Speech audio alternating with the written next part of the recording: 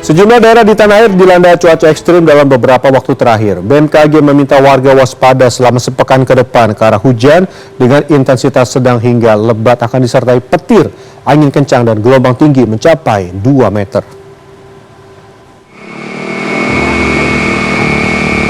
Rekaman video memperlihatkan seorang pengendara motor yang susah payah keluar dari lumpur setelah hujan mengguyur di Jalan Trans Sulawesi, Desa Takandeang, Kabupaten Mamuju, Kamis siang. Kondisi jalan yang dipenuhi lumpur licin ini disebabkan guyuran hujan dan diperparah oleh rembesan tanah kerukan tebing. Tidak sedikit warga yang memilih melewati jalur berbahaya tersebut dengan berjalan kaki demi mengantisipasi terjadinya hal yang tak diinginkan. Bersih ya, cuma kan ada mobil yang injak tanah, naik lagi gasponnya. Tambah hujan lagi Pak. Ini sejak jam berapa Pak mulai macet begini? Dari subuh. Dari subuh ya. Jadi sekarang menunggu alat berat ini Pak untuk membersihkan atau bagaimana? Ya sudah mau dibersihkan. Tidak ada lagi Akibat kondisi jalan yang licin ini, kemacetan pun sempat terjadi. Petugas mengimbau warga selalu waspada saat melintasi jalur ini, terlebih setelah terjadi hujan.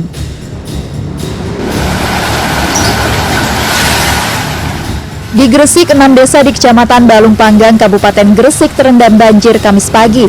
Tingginya curah hujan dalam sepekan terakhir menyebabkan air Sungai Lamong meluap menggenangi kawasan permukiman warga. Salah satu desa terparah adalah Desa Pucung. Ketinggian air di sini mencapai 1,5 meter. Warga mengaku banjir kali ini lebih besar dibandingkan sebelumnya akibat tingginya curah hujan.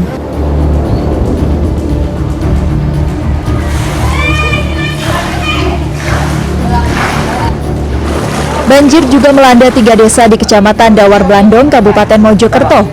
3 desa tersebut adalah Talun, Pulorjo, dan Banyulegi. Banjir paling parah terjadi di Desa Pulorjo dan Banyulegi.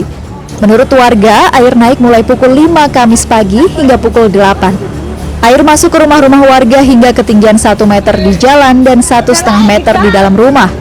Kepala Dusun Balong Jari mengatakan total ada 115 rumah yang terendam.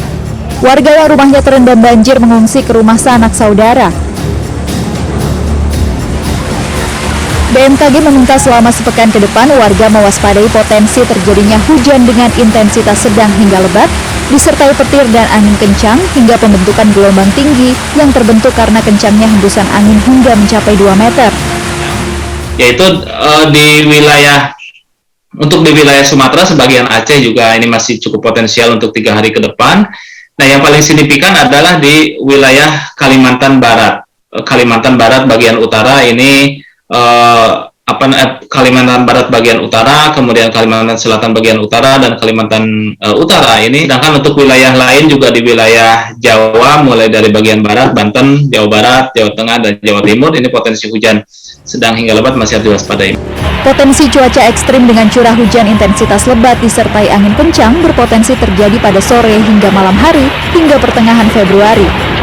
Meski demikian, kewaspadaan tetap harus ditingkatkan hingga awal Maret karena terjadinya periode peralihan musim atau pancaroba yang berpotensi menimbulkan terjadinya puting beliung ataupun hujan sangat lebat dalam durasi singkat yang disertai angin kencang. Sementara untuk DKI Jakarta, BPBD DKI Jakarta juga telah mengeluarkan peringatan dini cuaca ekstrim di ibu kota. BPBD mengimbau agar warga ibu kota mewaspadai potensi curah hujan dengan intensitas sedang hingga lebat yang dapat disertai angin kencang dan gelombang tinggi. Liputan CNN Indonesia.